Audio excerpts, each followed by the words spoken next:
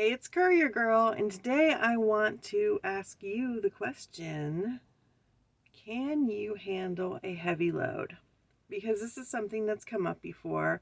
People will get a courier job and all of a sudden they find out that they've got to haul 50-pound boxes or 70-pound boxes, or for some people even 30 pounds is a lot, and it gets to be too much for them physically. So that's something to think about before you even get into the business.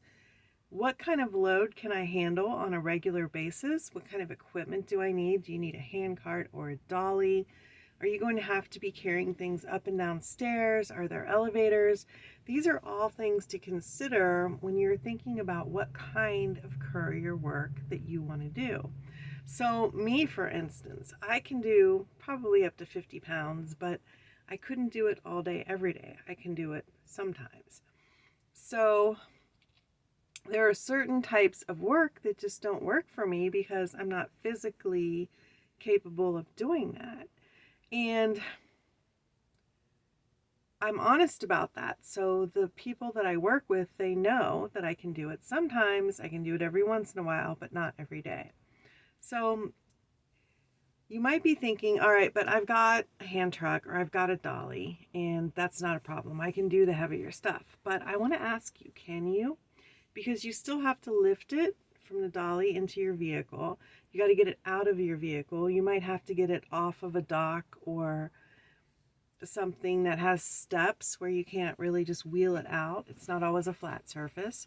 You might be delivering to buildings that you have to go up a flight of stairs or a couple flights of stairs and they don't have elevators. And so all of these become factors when you are thinking about what it is that you can reasonably do as a courier. And I don't want that to deter you because a lot of times you don't have to do it very often. But if it's part of the job all the time, then be honest with yourself about whether you can take on that type of work. Let me give you an example. One of the things that I've done is done auto parts routes where I'm doing store to store transfers and transfers from the warehouse to the stores. And for the most part, that's not a problem. I can do that very easily. But when I get 3 or 4 truck batteries, which are really heavy, or rotors, or something like that, it can be kind of a struggle for me. And if I have a situation where I can't just wheel it in with my little cart, because I've got to go up steps or I've got to lift it up onto the dock, I can get the people at the store often to help me, but I wouldn't want to do that every day. Like, I call it pulling the girl card, like, oh, I can't get this. Can you get this for me?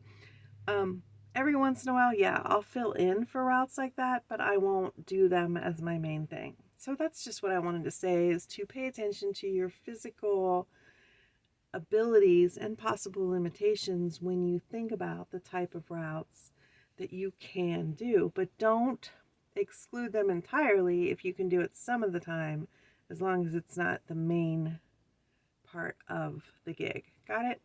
All right. That's it for now, and I will see you on the road.